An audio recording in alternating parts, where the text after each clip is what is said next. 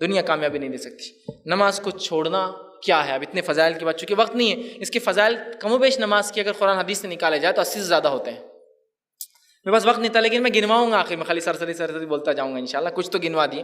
نماز چھوڑنے والے کا کیا انجام ہوگا، اور نماز چھوڑنے کے ہمارے بہانے دونوں رکھوں گا میں انشاءاللہ، اور ان بہانوں کا ازالہ بھی کروں گا۔ صرف نماز کی اہمیت بتانے میں معاملہ ختم نہیں ہوگا، اس کے بہانے بڑے ایک سے ایک ہمارے پاس ہے نا۔ اکثر لوگ نماز جو پڑھتے ہیں وہ نماز پڑھنے کا بھی معاملہ بڑا عجیب ہے، انشاءاللہ آگے وہ بھی رکھوں گا۔ نماز چھوڑنے والے کے ساتھ کیا ہوگا، یا وہ آدمی کیا ہے اس کا معاملہ۔ تو نماز چھوڑنے والا وہ جو ہے، نماز کے تعلق سے جو باتیں آتی ہیں، جو انسان نماز چھوڑے اس کے تعلق سے آتا ہے کہ نماز چھوڑنے والا انسان جو ہے وہ کافر ہوتا ہے، یاد رکھیے، وہ منافق ہوتا ہے، وہ فاسق ہوتا ہے، اور اس کے تعلق سے اتنی ساری باتیں، اتنی ساری حدیثیں آتی ہیں، میں آپ کے سامنے کچھ ہی رکھ پاؤں گا۔ بہرحال سب سے پہلے میں رکھتا ہوں آپ کے سامنے، نماز کو ترک کرنے والا، نماز کو چھوڑنے والا، اس کا سب سے پہلا نقصان یہ ہے کہ وہ مشرک ہو جاتا ہے، وہ شرک کرتا ہے۔ تارک نماز، نماز کو چھوڑنے والا انسان مشرک ہوتا ہے۔ آئیے دلیل، آپ صلی اللہ علیہ وسلم نے فرمایا اور کہا، پہلے قرآن کی آیت دیکھتے ہیں، اللہ رب العزت فرماتا ہے سورہ روم سورہ نمبر 30 آیت میں 31 میں فرماتا ہے منیبین الیہ واتقوا واقیموا الصلاۃ ولا تکونوا من المشرکین۔ منیبین الیہ، متقین اور مومنوں کی صفت ہے، گناہ کرتے ہیں تو اپنے رب کی طرف پلٹ جاتے ہیں، انابت کرتے ہیں، لوٹ جاتے ہیں۔ پھر فرمایا واتقوا، اور اس کا ڈر اختیار کرتے ہیں، واقیموا الصلاۃ، اور نماز قائم کرتے ہیں، ولا تکونوا من المشرکین، اے نبی نماز قائم کرنا اور مشرکوں میں سے نہ ہو جانا۔ گویا نماز کو چھوڑنے والا مشرک ہوتا ہے۔ اور کتنا آسان ہے ہمارے نماز چھوڑنا، اللہ رحم کرے۔ نماز کو چھوڑنے والا مشرک ہوتا ہے۔ نبی اکرم صلی اللہ علیہ وسلم فرماتے ہیں، مسند احمد کی روایت ہے، ترک الصلاۃ شرک، نماز کو چھوڑنا شرک ہے۔ لفظ کے ساتھ بالکل جملہ ہے، نماز کو چھوڑنا شرک ہے۔ اس لیے کہ جس رب نے پیدا کیا، اگر تم اس کی عبادت نہیں کرتے، اس کا مطلب کسی نہ کسی اور چیز کی عبادت تمہارے دل میں رچ بس گئی ہے۔ نماز کو چھوڑنا شرک ہے۔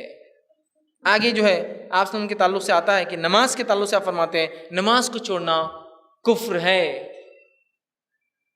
جب میں چھوٹا تھا، ایک مرتبہ والد صاحب نے کتاب لایا الکبائر، کبیرہ گناہوں کی کتاب، جو وہ کتاب گھر میں آنے والی تھی تو پہلے سے معلوم ہو گیا تھا کہ یہ کتاب آنے والی ہے الکبائر، تو ایک چھوٹے بچے ہونے کے ناطے بڑا جوش و جذبہ تھا، اب کیا آنے والا ہے، اور ایسے ایسے گناہ اس میں ملنے والے جو گناہ ہم کبھی نہیں دیکھے ہوں گے زندگی، مطلب ہم ایسا سوچ رہے تھے چھوٹے ہونے کے ناطے اس میں وہ گناہ کی کاؤنٹنگ ہوں گی جو پوری زندگی میں ہم نے کبھی نہیں دیکھے تھے۔ ایک ہوتا ہے نا کہ ایسے ایسے گناہ جو کبھی سنے نہیں، کبھی دیکھے نہیں۔ جب الکبائر کتاب آ گئی اور اس کو کھولے تو اس میں لکھا ہوا نماز کا چھوڑنا۔ چھوٹے بچے ہونے کے ناطے ہم تو ایسا سوچ رہے تھے اس میں وہ گناہ ہوں گے جو کبھی زندگی میں نہیں سنے ہوں گے، یہاں تو لکھا نماز کا چھوڑنا۔ اور ہم جو جس ماحول میں تھے ہم دیکھ رہے تھے ہر کوئی نماز چھوڑتا تھا، ہم کو لگا یا تو کتاب غلط ہے یا تو لوگ غلط ہے، مسئلہ کیا ہے کہ نماز چھوڑنا کہ کبیرہ گناہ ہے، ہمیں نہیں پتا تھا، چھوٹے تھے، اور ہم کو لگا کبیرہ گناہ ہوتا ہے ایسے جو مسلمانوں سماج میں دکھتے بھی نہیں ہوں گے کوئی کرتے ہوئے، اور نماز کا چھوڑنا تو آج کا معاملہ ہے۔ آپ سب فرماتے ہیں نماز کا چھوڑنے والا جو ہے وہ کافر ہوتا ہے۔ کفر سمجھتے ہیں، کافر ہے۔ آئیے سنیے الفاظ جو ہے، یہ حدیث جو ہے صحیح ترغیب و تہذیب کی روایت ہے۔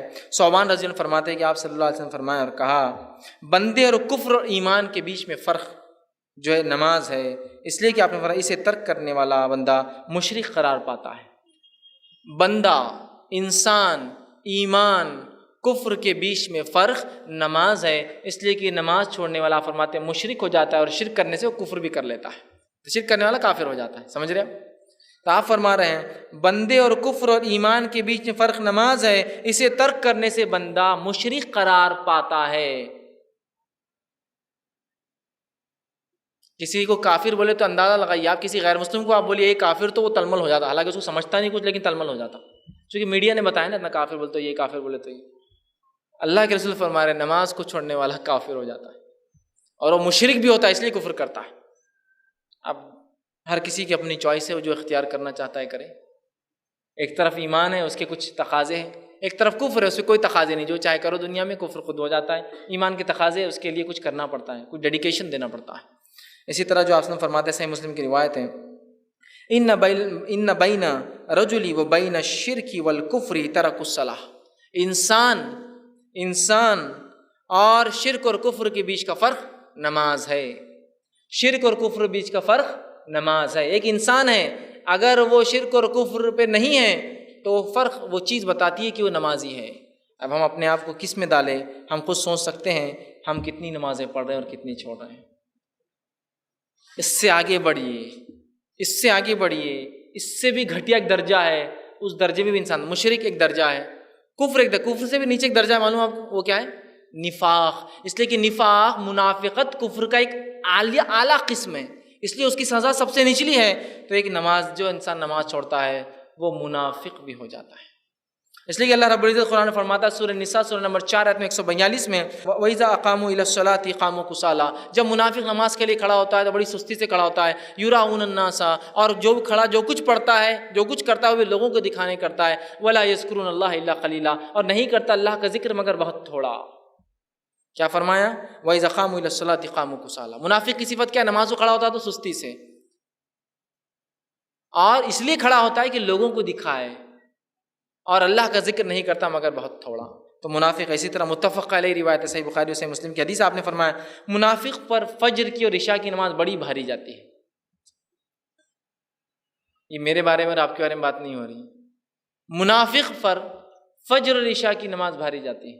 اللہ ہم پہ رحم کرے، واقعی میں ہم پر فجر اور عشاء کی نماز مشکل ہو گئی ہے.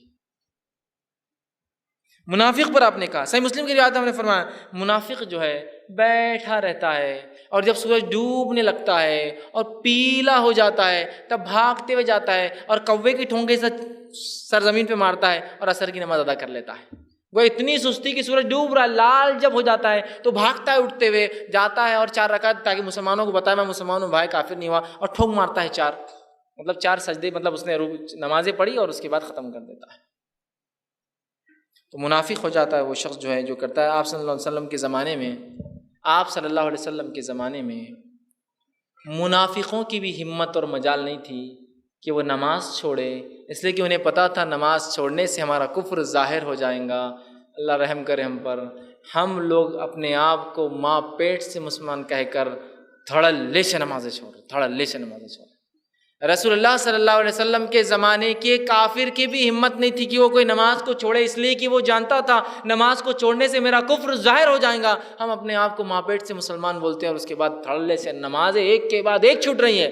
رمضان کا ایک چاند ہوتا ہے جو عجیب تبدیلی لاتا ہے، اور رمضان کا ایک اور چاند ہوتا ہے جو عجیب تبدیلی لاتا ہے. پہلا چاند وہ ہوتا ہے جو رمضان شروع کرتا ہے، ایسی تبدیلی لاتا ہے کہ مسجدیں جو مصلیوں کے لیے ترستی تھی وہ مسجدیں جو پریشان ہو جاتی ہیں مصلیوں کے بوجھ اور وزن سے. جگہ نہیں ہے، راستہ نہیں ہے، ہاؤس نہیں پور رہے، پانی نہیں پور رہا، چٹائی نہیں پور رہے، راستے نہیں پور رہے، بلڈنگس نہیں پور رہی. اور پھر ایک چاند اور آتا ہے، عجیب چاند ہوتا ہے، وہ بھی آئیں گا، وہ بھی کل یا پرسوں. پھر وہ چاند ایسا کرتا ہے مسجد پھر ویران ہو جاتی ہے کہ کہاں چلے گئے وہ لوگ جو مجھ میں آتے تھے ایک چاند دیکھنے کے بعد. پھر ایک چاند دیکھ کر غائب ہو گئے. پھر اگلے سال انہیں لوگ ملتے وہی. اگلے سال کب میں ہم کو یاد آتا ہم مسلمان ہیں، اگلے سال 27 رجب، شب معراج. پھر تھوڑا سا زیادہ تھا اور ارے پر مسلمان ہیں 15 شعبان، اس کو بھی ایک رات مناتے شب برات. پھر ایک یاد دہانی آتی جب ایک چاند دکھتا اور ارے تراویح پڑھنا ہے اپنے کو، چلو چلو چلو چلو چلو اور چلے نماز کو. پھر ایک چاند آیا، سب گل تو اگلے سال مل رہے. پھر نماز ایک معمول ہونا چاہیے، ایک نظم ہونا چاہیے. اور نمازیں ہم پر 5 وقت فرض ہے ہر دن میں، ان کے اوقات میں. منمانی نہیں کبھی بھی اٹھ کے پڑھ لو ظہر کے ساتھ، روز فجر چالو ہے.